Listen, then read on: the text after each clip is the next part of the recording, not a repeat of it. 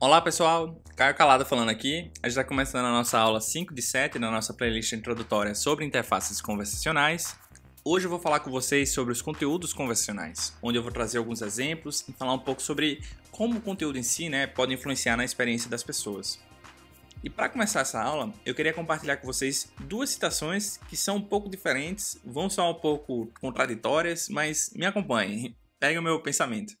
A primeira delas é um pensamento bem legal do Fabrício Teixeira que fala o seguinte: essencialmente, uma interface conversacional é qualquer interface que imita um bate-papo como se fosse um ser humano real. Mas dando um passo atrás, toda interface não é uma conversa entre as pessoas e a máquina? Olha só alguns exemplos que ele traz, né? Imagina que você vai pedir uma carona para o Uber vai perguntar para você para onde você quer ir, você vai dizer para onde você vai, o Uber vai dizer o nome do motorista e eu acho que você já pegou a ideia, né? A conversa em si ela vai ficar acontecendo. O ponto é, toda interação, ela pode ser considerada algo conversacional, né? Tipo, talvez na prática, como no caso do Uber, que é um aplicativo, né? A pessoa pode usar o aplicativo, a interface gráfica e tal, mas na teoria soa como uma conversa, né? É uma interação. Eu estou interagindo com o sistema do Uber, por assim dizer. Agora, quando a gente fala desse tal do conversacional, né? Tem uma questão muito interessante que é a troca de turno. E aí, eu trago essa citação do livro da Katie Pearl, que ela fala o seguinte: neste livro, eu defino o design conversacional com o significado de pensar uma interação com o sistema de VUI, no caso voz, que vai além de um turno. Os humanos raramente têm conversas que duram apenas um turno. Crie além dessa única curva.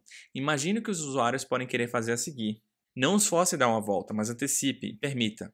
Além disso, é vital manter um histórico recente do que o usuário acabou de lhe dizer. Conversar com um sistema que não consegue se lembrar de nada além da última interação cria uma experiência idiota e não muito útil.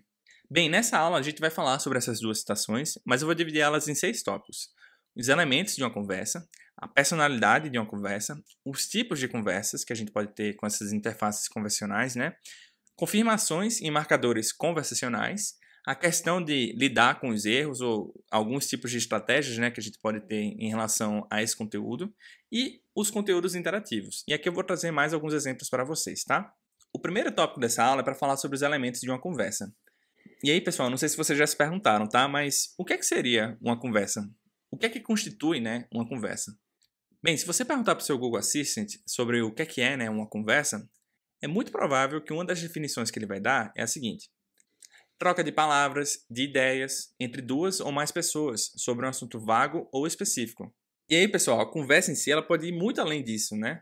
Por exemplo, a conversa, em sua forma mais simples, ocorre quando participantes realizam as seguintes tarefas: abrem um canal, comprometem-se a engajar, constroem um significado, evoluem, convergem para um acordo, ação ou até mesmo uma transação.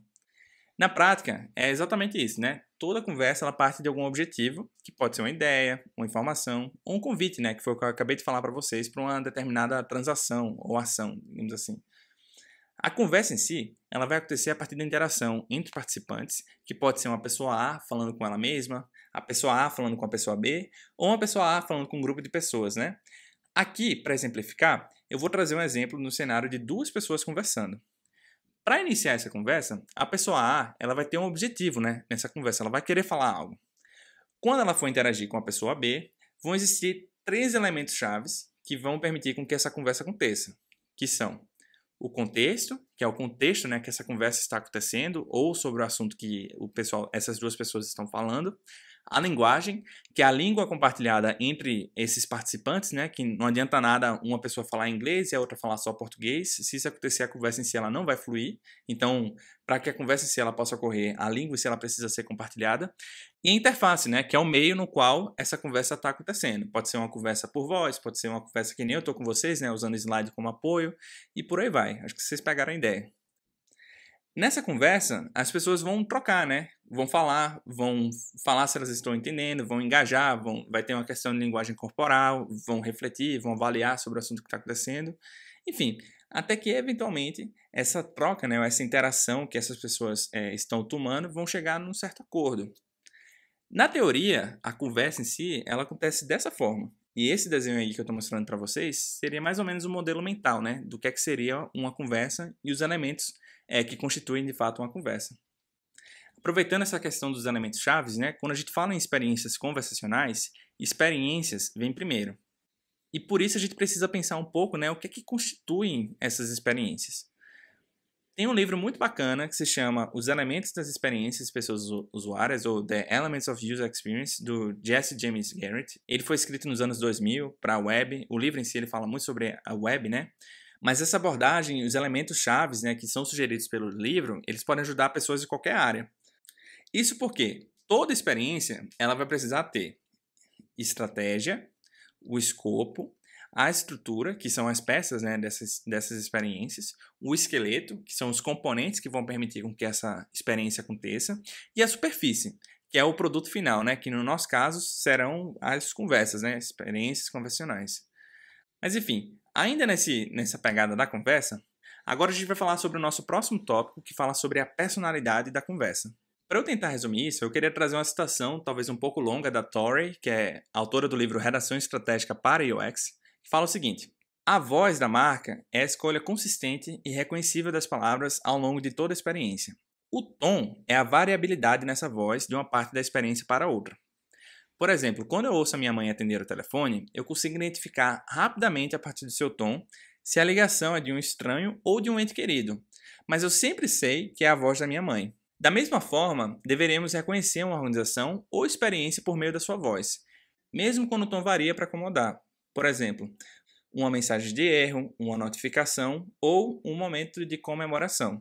Bem, gente, esse assunto de personalidade da marca é um pouco longo, tá? Mas para resumir, eu quero falar de 2 artefatos que podem ajudar a gente a definir como a gente constrói, né, essas personalidades nas conversas. O primeiro que eu vou falar é sobre o quadro de voz, que também é apresentado pela Torrey. Esse quadro ele apresenta um conjunto de regras para a tomada de decisão e a orientação criativa, que ajuda, né, a alinhar os conteúdos de UX às necessidades das organizações e dos usuários da experiência. Eu não vou entrar muito no detalhe, mas aqui é um exemplo do que é que a gente define em um quadro de voz, né? E aí a gente tem discussões e define os seguintes itens: princípios do produto, conceitos, vocabulário, verbosidade, gramática, pontuação e até mesmo, olha só, capitalização. Um outro ponto importante é ter uma persona definida, né? E essa persona aqui, pessoal, não é a persona ou o nosso público-alvo, mas sim a persona da experiência conversacional que a gente vai estar criando. Essa persona é a personalidade, né, de qualquer interação conversacional. É o aspecto de um caráter que é apresentado ou percebido pelas outras pessoas. Mas, no geral, pessoal, aquele lance da primeira impressão é que fica. Sabe por quê? Porque no momento que a gente escuta, né, a voz de alguém ou a gente conversa com alguém por um aplicativo de chat, naquele momento que a gente está ouvindo a voz dessa pessoa, interagindo com essa pessoa, a gente instantaneamente vai assumir, né, ou atribuir uma personalidade para essa pessoa. Não definir isso para sua marca ou para sua empresa de uma forma estratégica, você está assumindo o risco que as pessoas vão fazer isso para você. E aí, como empresa, isso pode ser muito ruim, tá? Mas aí como é que seria um documento ou um artefato dessa persona? Aqui, pessoal, estou trazendo para vocês um exemplo da Yalo, que é um vídeo que está disponível no YouTube, que fala justamente sobre como criar a persona para um chatbot. Só um ponto de atenção, tá, pessoal? Esse vídeo está em inglês e o título seria How to Create a Bot Persona, ou como eu acabei de falar, como criar uma persona para um bot. Mas enfim, existem alguns elementos chaves que vão estar nesse artefato, né? Que podem ser imagem, avatar, idade, gênero, localização, origem, trabalho, ocupação, características. Também tem um nome, uma frase introdutória, uma história, né? Um background para essa persona. Tem também os traços de personalidade que esse bot vai ter, se vai ser introvertido, extrovertido, informal, formal, empático, apático, quais são as capacidades, motivações e perfil comportamental, e algumas coisas que o bot nunca falaria, né? Tem também coisas que o bot nunca falaria, e até os padrões de conteúdo, né? Como palavras-chave, emojis, gramáticas, variações linguísticas, enfim. Mais à frente, pessoal, em uma outra playlist, eu também devo voltar a esse assunto e fazer alguns tutoriais, né? E criar alguns canvas que a gente possa ir preenchendo e brincando ao vivo. Tudo bem? Bem, agora vamos falar dos tipos de conversa, né, que essas interfaces podem ter. Para explicar isso, eu queria trazer um outro conceito mais voltado para a realidade do Google, que se chama os micromomentos. Esse é um conceito desenvolvido pelo Google e ele é muito voltado, né, para o momento da busca. E aí eu super recomendo vocês darem uma olhada nisso depois, tá?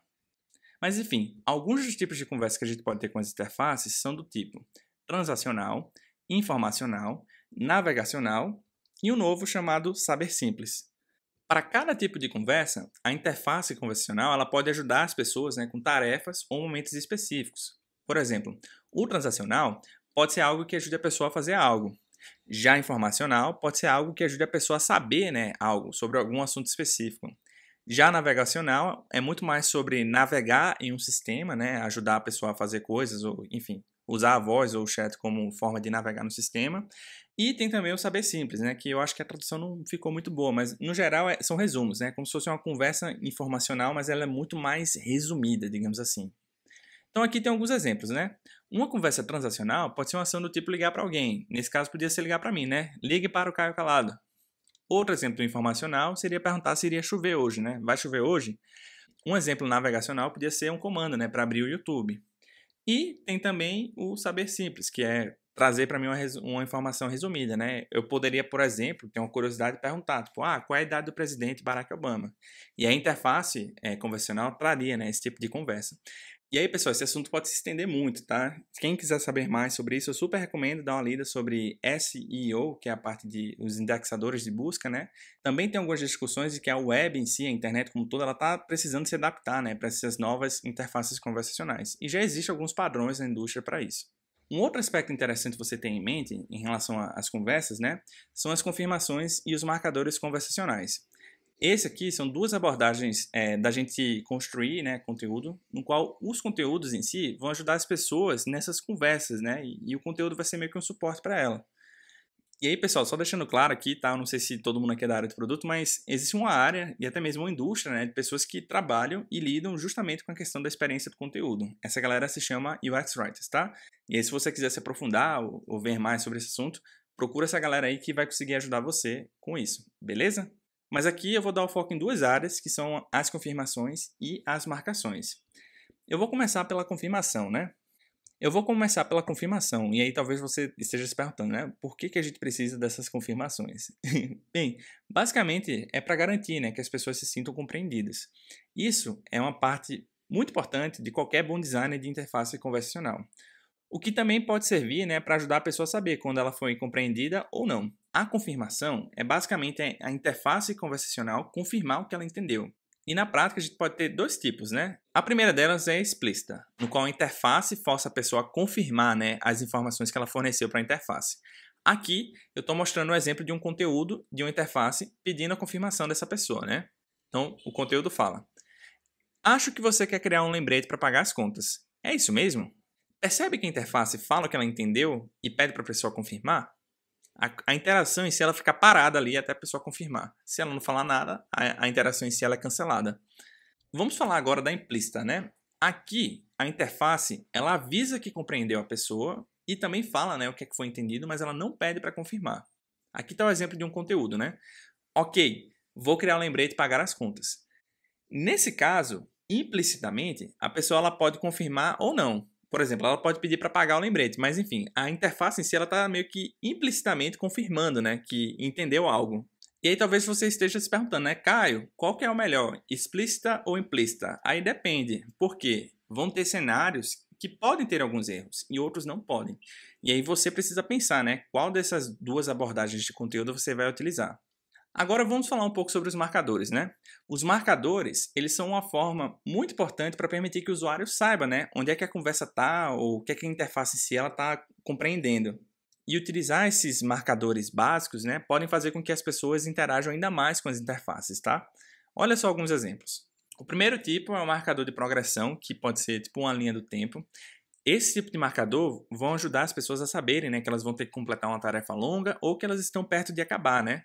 Então, só para exemplificar um pouco esses marcadores, né? Imagina que a gente vai responder um formulário conversacional, mas a gente não tem uma ideia, né, de quantas perguntas vão ser. Uma estratégia legal é começar dizendo, né, o número de perguntas que vão ser feitas nesse formulário. E aí você pode começar, né? Tipo, olha, vou te fazer 6 perguntas. E aí o resto da interação você pode utilizar esses marcadores, né? Tipo, aqui vai a primeira, estamos chegando na metade, faltam mais 2, beleza, chegamos ao fim. E é isso, como eu falei para vocês, né? Tipo, esses marcadores em si, eles vão dando uma sensação, né, de progressão, né? Tipo, o formulário tá indo, tô perto de acabar a tarefa. Enfim, ajuda as pessoas a manterem elas mais engajadas, né? O outro marcador legal é a questão do reconhecimento, né? Acknowledgement. Que basicamente pode ser apenas reconhecer, né? Que algo foi dito ou que entendeu o que vai acontecer. Tipo, pode ser um simples obrigado, sinto muito por isso, entendi, tudo certo. Enfim, legal colocar esses pontos, esses marcadores, né? Na conversa como um todo. Outro exemplo legal é apenas o feedback positivo, né? Tipo, quando alguém completa uma tarefa ou ajuda a interface a ajudar a pessoa, né? Tipo, pô, conseguimos finalizar aqui o formulário, né? Tipo, A interface ela pode terminar com uma mensagem de feedback positivo, do tipo, pô, bom trabalho, fico feliz em saber por isso. Enfim, é algo legal ficar pensando nesses pequenos incentivos, né? Agora a gente vai falar de um ponto delicado, né? Que é quando as interfaces em si elas precisam lidar com os erros. Tem até uma citação muito legal do livro da Katy Perry que ela fala o seguinte: se você fizer um bom trabalho, as condições de erro não prejudicarão as pessoas usuárias. E você poderá colocá-las de volta nos trilhos e fazer com que concluam as tarefas com êxito. Lide com isso de forma inadequada e as pessoas usuárias não apenas falharão em concluir as suas tarefas, como provavelmente não votarão. Mas aí talvez você esteja se perguntando, né? Tá, mas quais são os tipos de erros, né, que eu posso tratar? Bem, aqui eu vou trazer um resumo de um outro livro, que é o livro do Amish Hevat, no qual ele sugere 3 abordagens, né? A primeira é a correção de curso, no qual faz com que as pessoas voltem, né, para o fluxo original ou caminho feliz da conversa. Uma outra forma também é direcionar a pessoa para um outro bot, né, com um domínio de conhecimento mais apropriado. E eu não sei se todo mundo sabe, mas tem algumas plataformas que permitem, né, fazer essa orquestração de corpos de conhecimento ou bots de conhecimentos específicos, né? E a pessoa em si ela nem sabe que ela foi transferida para um outro bot interno, né, da empresa. Por fim, tem sempre, né, a questão de escalonar ou transferir a pessoa para um time de atendimento ou fazer o transbordo humano. No qual, só relembrando para vocês, o transbordo humano é quando a gente transfere, né, a pessoa para um time de atendimento ou para uma pessoa humana. E quando a gente faz isso, é uma boa prática a gente fazer isso de forma transparente, tá? Avisar para a pessoa que a gente está transferindo ela para algum time de atendimento. Mas enfim, tem várias outras formas, né, também de lidar com o erro, e também tem vários outros tipos de erros, né, que a gente pode ter. Tem alguns erros que são mais contextuais a algum determinado ponto do fluxo. Tem alguns erros que são devido a chamadas internas, né, ou programas internos que podem quebrar o bot. E aí a gente precisa pensar, né, nesses diferentes cenários para que a gente possa oferecer uma mensagem mais customizada e ajudar a pessoa a resolver, né, o problema ali mesmo. No geral, esses 3 casos aí que eu mostrei para vocês, da correção de curso, redirecionamento para o outro bot e até mesmo a intervenção humana, elas já cobrem assim, a grande maioria dos casos que podem acontecer. Agora a gente vai falar um pouco sobre os conteúdos interativos, tá? E aí, eu já falei sobre eles na aula 3, mas eu vou passar aqui bem rapidinho por alguns exemplos. Tem os botões, os menus persistentes, os emojis, GIFs e imagens, web views, templates e até mesmo canvas interativos, né? Na prática, eles são muito parecidos com essas ilustrações aqui que estou mostrando para vocês. Temos uma tela de boas-vindas, temos também alguns componentes do tipo Quick Replies, que são respostas mais rápidas, né, e são muito mais contextuais. Aqui também tem alguns exemplos de templates de botão, templates genéricos e até mesmo carrosséis. Aqui tem outros exemplos para vocês, né? Recibos, check-in de avião, lista e, enfim, a lista em si, pessoal, ela até saiu em desuso, tá? Só avisando vocês. Mas ainda está lá na documentação do Messenger, por exemplo. E aqui tem um outro exemplo que é mais voltado para os produtos da Microsoft, mas também pode ser incorporado em vários outros canais, né? Que é essa plataforma aberta aqui chamada Adaptive Cards, que é um framework de composição de mensagens, né? E aí ajuda você a fazer com que a mensagem em si ela tenha vários componentes, botões, imagens, enfim. Você estrutura a mensagem do jeito que você quer, como se fosse, para quem programa aqui, é um grande JSON da vida. Mas enfim, esse framework em si, ele ajuda você a criar cards, né? De formas dinâmicas. E aí você não fica limitado às opções de template que você tem em uma determinada plataforma. E aqui tem um exemplo de um Google Nest Hub, né, que é um GIF com um canvas interativos. Esse aqui é o dispositivo com tela do Google. Bem, pessoal, era isso que eu tinha para falar hoje. Eu espero que vocês tenham gostado desse assunto, que vocês tenham aprendido alguma coisa nova. E eu queria ir já para a nossa revisão, né? Primeiro a gente falou sobre os elementos da conversa, né? Como elas podem acontecer a partir de alguma interface. E aí eu trouxe esse resumo aqui, que é o CLIT, né? Que é o contexto, linguagem, engajamento, acordo e transação. Depois a gente falou um pouco sobre a personalidade de uma conversa e a gente conversou um pouco sobre o quadro de voz e a persona, ou a personalidade, por assim dizer. Falamos também sobre os tipos de conversas, né? Transacional, informacional, navegacional e o saber mais. A gente também falou sobre os marcadores e confirmações conversacionais. A gente revisou, né, alguns tipos de erros que a gente pode encontrar e sugerir algumas formas, né, de lidar com essa situação. E a gente encerrou, né, a aula falando um pouco sobre os conteúdos interativos, né? E aí eu trouxe alguns exemplos para vocês verem como é que isso seria na prática. E é isso, pessoal. Eu espero ver você na próxima aula, onde a gente vai falar um pouco sobre os indicadores de sucesso e métricas conversacionais, né? E essa é a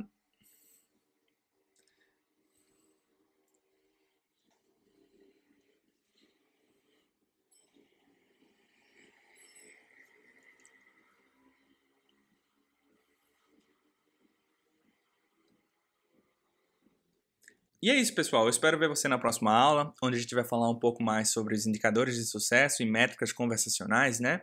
Essa aula, no caso, a próxima aula, é a nossa penúltima aula da série. E antes de você ir embora, deixa aí um like, deixa aí um comentário falando o que é que você está achando dessa série como um todo. E, se possível, se inscreva aí no canal se você ainda não tivesse inscrito, tá? E é isso, galera. Até a próxima. Tchau, tchau.